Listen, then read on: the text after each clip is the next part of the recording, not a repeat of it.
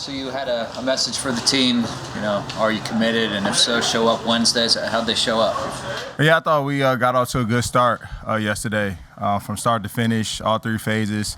And, what you saw most is great energy and level of competitiveness that we're going to need come Sunday. And so obviously we have to keep stacking these days. We got another opportunity today to do that, and we just got to keep building. So it's going to take that same focus that we had yesterday, same level of intensity, and the way we competed in order to go in Detroit and get a win.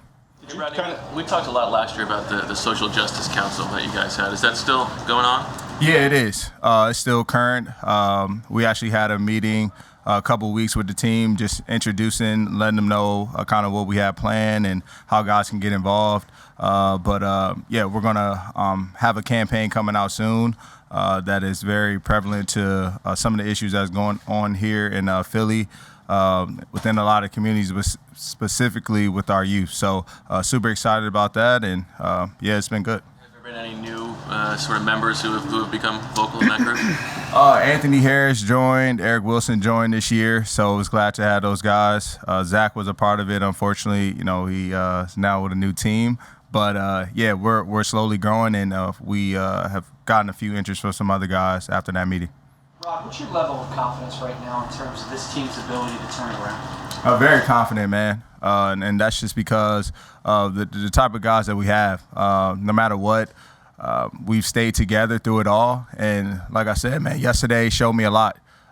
We were pretty down after the game. A lot of us had conversations on the flight, but we showed up here yesterday ready to work. And you can see that from walkthroughs today, and I know it's going to carry over to practice. So it's just now we got to just go out there and put it all on the line on Sunday, knowing that Detroit's a good team, even though they haven't won any games.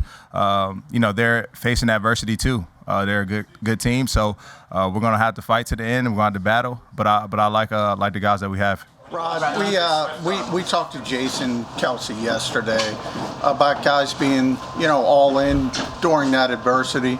And he said in his opinion, if they weren't, it's a reflection of leadership more than the coaching staff. Do you have that same thought as a leader on the other side?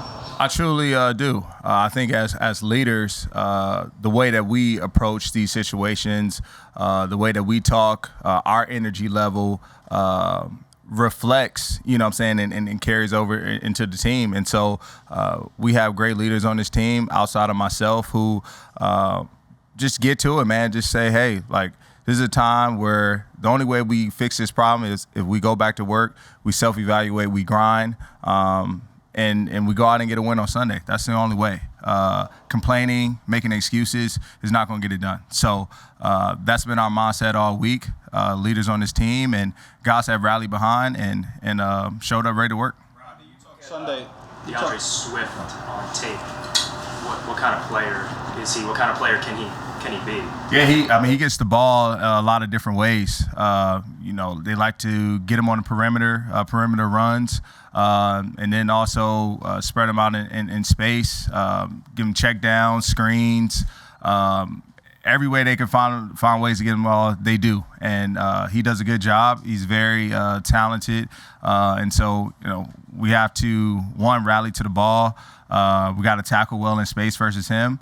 And so he's a guy that's grabbed our attention on film. Rodney, you talked Sunday about bringing the guys together and asking if they're committed. I just wondered, at yesterday's team meeting, did you kind of double down on that message? Did you speak at that team meeting, or did anybody else say anything? No, I don't think there was any need for me to speak. We went throughout our regular day as scheduled, and guys showed up ready to work, and it was a good practice yesterday. How tough is it in the sense of you're a veteran? Yesterday or on Sunday you talked about, hey, look, we're running out of time with this 2-5 start. You're a veteran, but you also have a really young team, a young coach that is trying to build something here. How tough is that balance? Yeah, it's hard, and I don't.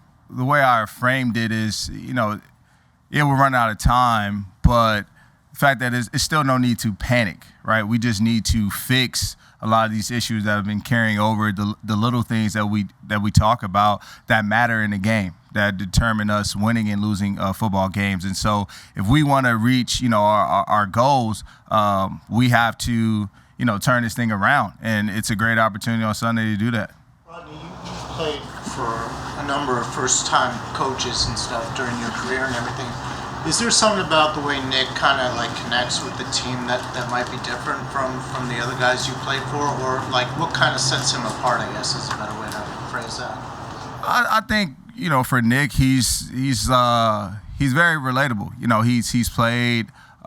He's played this game himself. Not at this level, but he understands kind of the things that we go through, and I think just his character, man. His energy is always good. It's always staying positive and makes a emphasis on connecting, getting to know his players, and I think that's why regardless of our record and the position that we sit in right now, we have stayed together, and that guys still believe in one another and believe in him.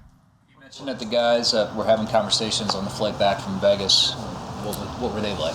Yeah, just more so about the game. We were able to watch the game together, like right there in that moment. And unfortunately, we had 4 hours to do that. So we tried to talk about some of the corrections that are needed, maybe things that we need to improve on. But just being critical of ourselves right there in that moment with each other. All of it wasn't ball, of course. It's also another time just to bond and hang out. And just say, how are we going to fix these things, and how can we, get a win next Sunday?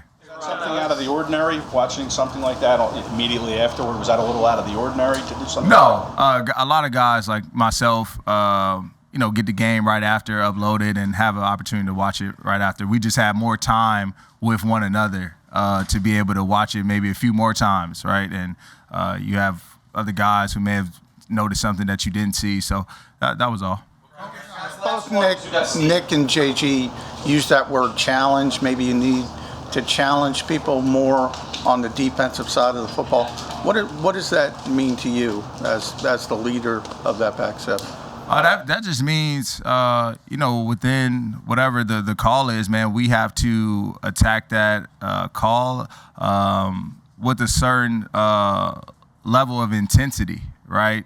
I think, challenging can go the way we challenge can go in a lot of different ways. It can be the way that we attack the ball, the way that we attack the ball carefully when he has the ball in his hands, population to the ball, being violent, and the quarterback aggressively attacking blocks in the screen game.